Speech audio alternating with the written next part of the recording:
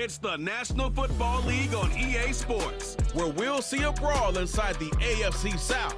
It's the Indianapolis Colts and the Houston Texans. Coming up next.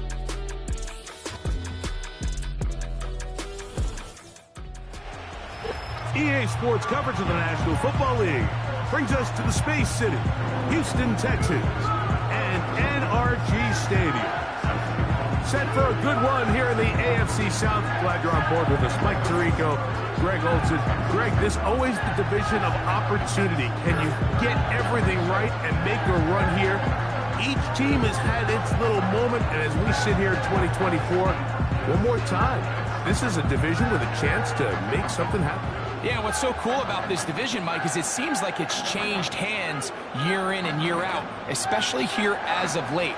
The surprise teams around the league the last couple seasons have been from the AFC South. A lot of that's been they haven't been the strongest. They're all trying to figure out their long-term quarterback play. But when you talk about optimism and hope, not only in the building but around the city, these teams in the AFC South, they all think this is our year. He'll start at the 4. He's across the 20 to the 21. That's where the drive will begin. The Texans come out with the Rookie of the Year from last year in the NFL. C.J. Stroud, he was the number 2 overall pick out of Ohio State. Greg, a talented quarterback here. If there's going to be a poster child for just how flawed the pre-draft process can be at times, I think this guy's at the top. I mean, just think, last year, people are nitpicking him going into his rookie year. He can't do this, he can't do that. And what does he do?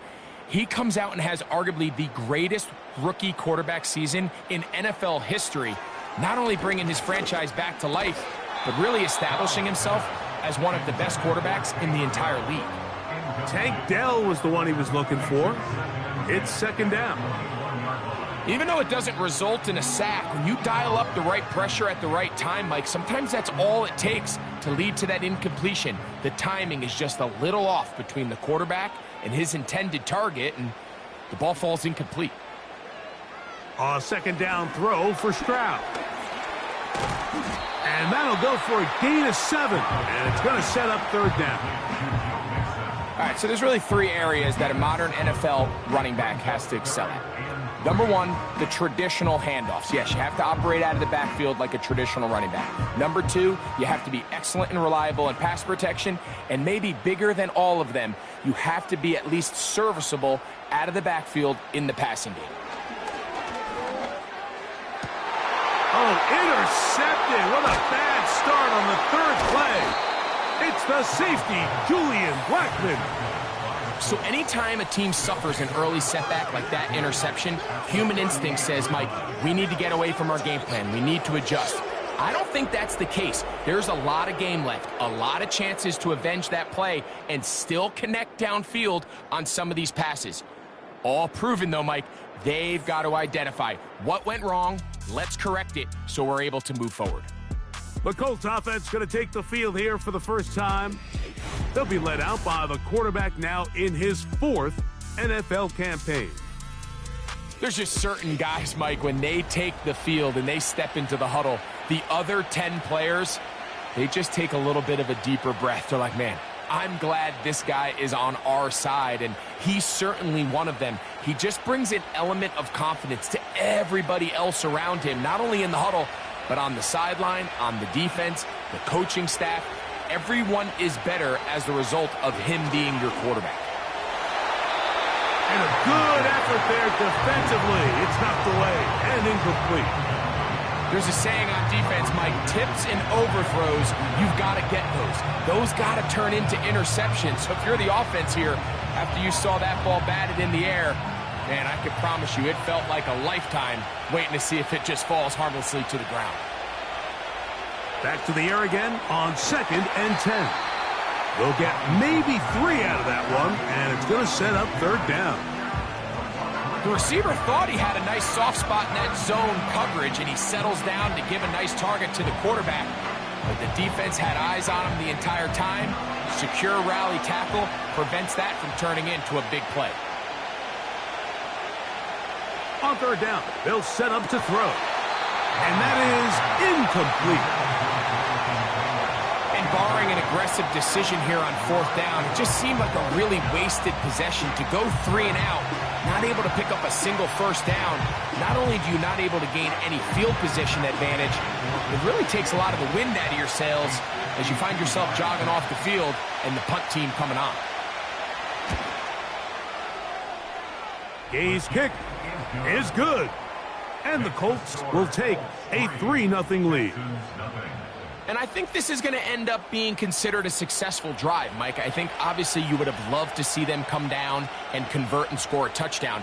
But at the very least, they needed to come away with 3. They were able to do that and take a lead on that field goal.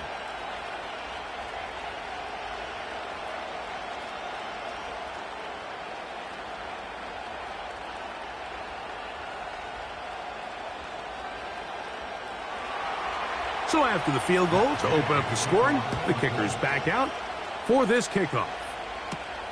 From the 6, here comes a return. And this will work out quite well. He'll get it all the way out to the 30-yard line. The Texans offense ready now for their second drive. This one has been tight so far. A field goal separating the two sides as this drive kicks off with 1st and 10.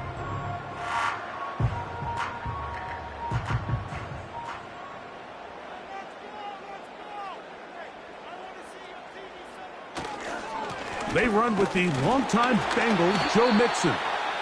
He'll take this ahead. It's a pickup of 3. Stop made by Samson Ebukam.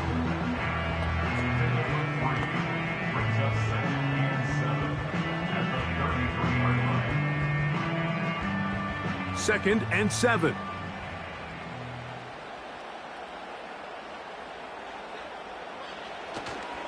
Off the play fake. Here's Stroud. This one complete to Jordan.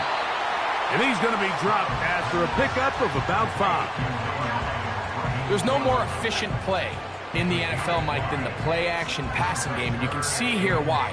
You make the defense have to honor both the run and the pass, and he's able to pick up a nice gain to his tight end.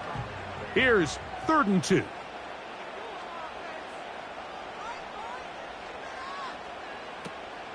They'll try and run for this with Mixon. He's brought down at the 39-yard line. A gain of only a yard. It's 4th down.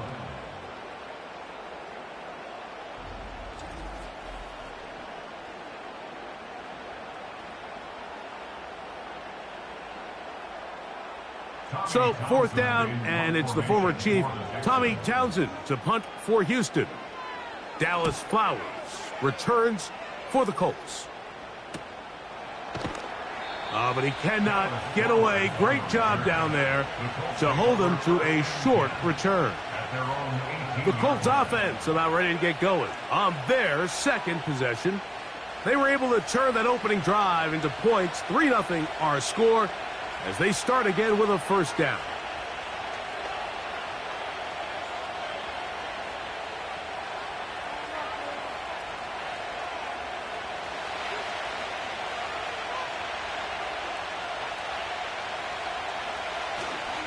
First carry now for the former Badger Jonathan Taylor. And he's taken down, but not until he gets to the 32-yard line.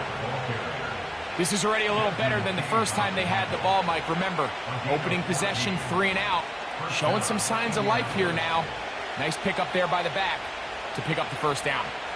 From the 32 now, here's 1st and 10.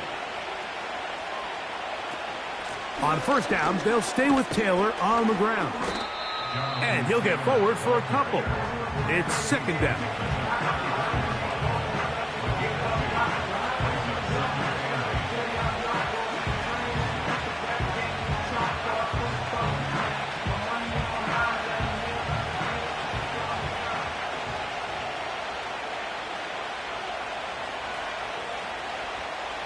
They'll look to throw. He's got a receiver. That's Michael Pittman. He'll get about 6 before he's taken down.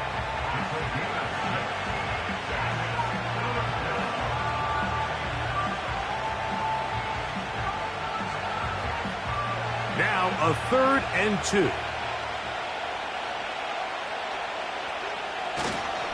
They'll try and run for this. It's Taylor. He's brought down at the 42-yard line. But he has 2 yards down the play. Brings up 4th down.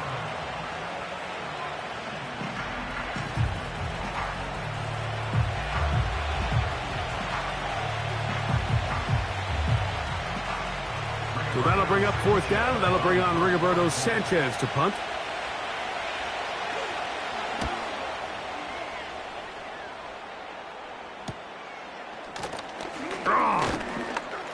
And he'll get forward a few yards on the return. And that's where the offense will take over. The Houston offense going to make their way back onto the field. They'll try to establish some tempo as they start this one with 1st and 10.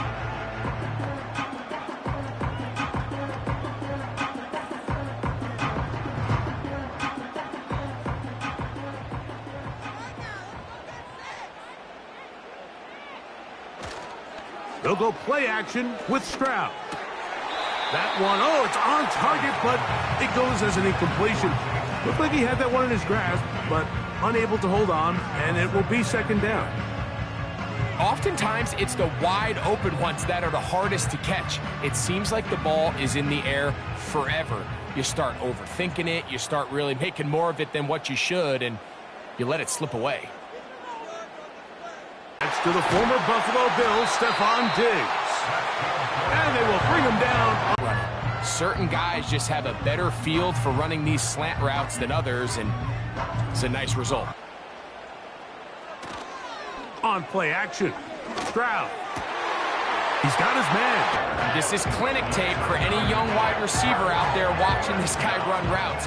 He has the defender thinking everything is a go ball. Attack him vertically, and then when you get to your route depth, you stick that foot in the ground, you break in, ball's on time, results in a nice 1st down pickup.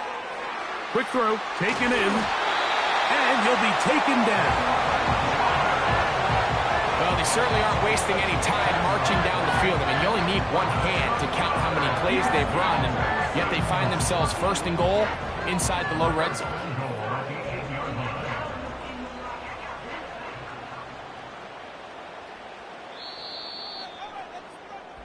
So just a lone field goal in the 1st quarter of play. It's the Colts out to the early lead. And more from Houston coming up in a moment.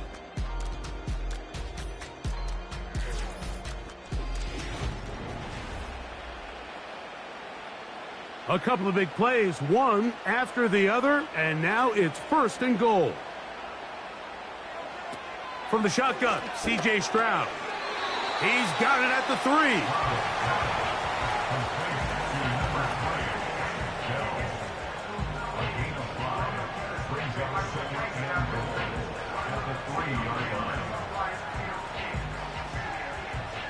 Now here's 2nd and goal.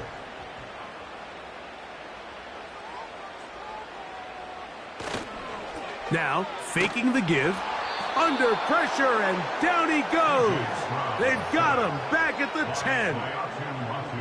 This guy, Latu, Mike, I'll tell you what, I really liked him coming out of the draft this past year. I mean, think back, he was the Pac-12 Defensive Player of the Year, 1st-team All-American with 13 sacks. And Gus Bradley, he wants a guy that can go after the quarterback so he can play his zones. He doesn't have to always bring the extra pressure, and with Latu, I think he gets just that guy. He pulls it in around the 5. And the drive stalls out as he's brought down. And the field goal unit likely to come on here on 4th and goal. I'm not sure what was the more difficult aspect of the play. Winning his route versus man coverage or catching this pass, because that quarterback, he put a little extra sauce on that one to get it there on time, and he's able to secure a really nice catch. Bear Barron's kick is good. And the Texans will tie the game at 3 apiece. Yeah, he does a nice job handling that kick there, but I think offensively, you come back to the sideline and you're thinking, we have to find a way to finish these drives. I mean, to be in 1st and goal and settle for 3, that can be very deflating for an offense settling for too many field goals.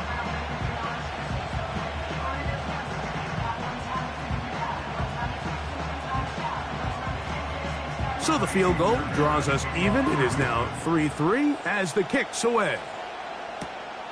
This one taken at the 7. He'll get this up to the 28-yard line. Nice place for the drive to start. Here's the Indianapolis offense. Now as they get set to take over once more, they'll set out in search of a first touchdown in this game. Just a pair of field goals to show. It's 3-3 as they start 1st and 10.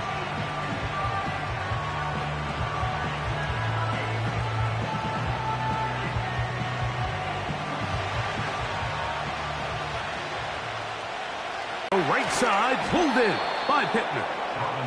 They'll mark him down up at the 44-yard line. Well, it goes without saying. You want to play wide receiver in the NFL, Mike, how well can you change directions? How fast can you get your body from one direction to another? And when you can cut like this guy, I'm not sure how you guard him. On the give, this is Taylor. And some space opens as he's brought down following a gain of 6.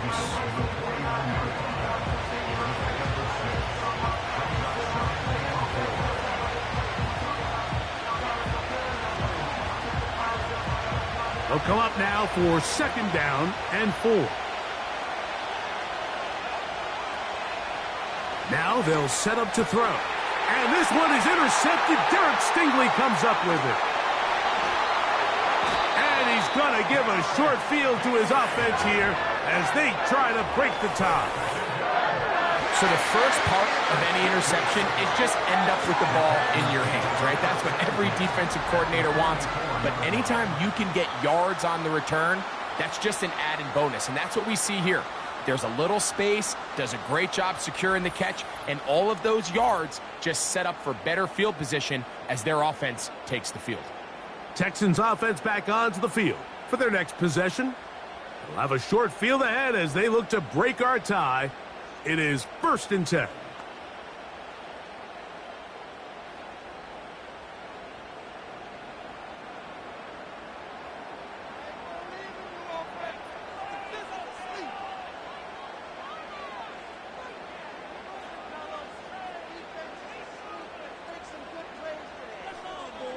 Throwing is Stroud. He'll get this over the middle to Diggs. And they're going to move this ball inside the 25-yard line. Mike, you've heard me say it 1,000 times. The easiest down to throw the ball in the NFL is 1st down. I hate when teams wait till later in the possession to throw the ball. So early 1st down completion, you're on the plus side of the field. Now you're thinking strike. Touchdown, field goal, but either way, I'm coming away with points. Nice job finding the seam. Gain of about 9. Just a yard short of that 1st down. This just shows why you can't count on just one guy to take him down. He's a powerful enough runner. You gotta have guys coming in support when that first hit is made. It takes a team effort to stop him, especially once he gets going. On 2nd down, Stroud. That's to the end zone, but they can't connect. It's incomplete. He was looking for Stephon Diggs there, and it's going to be 3rd down. So instead of celebrating a touchdown, he's just heading back to his huddle trying to keep his head up as everyone kind of looks at him sideways. If that ball hits your hands at this level, you've just got to make the catch. That's what your quarterback's counting on. That's what your teammates are counting on. Frankly, that's what this entire stadium is counting on. And they're going to have enough to convert here. And it sets up 1st and goal. Really nice job here by the quarterback, understanding what did he need to pick up a fresh set of downs. In this case, that underneath drag route was all it took. Get the ball into the hands of your receiver, pick up a 1st down.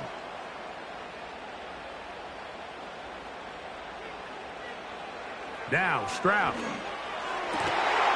That is caught side of the end zone.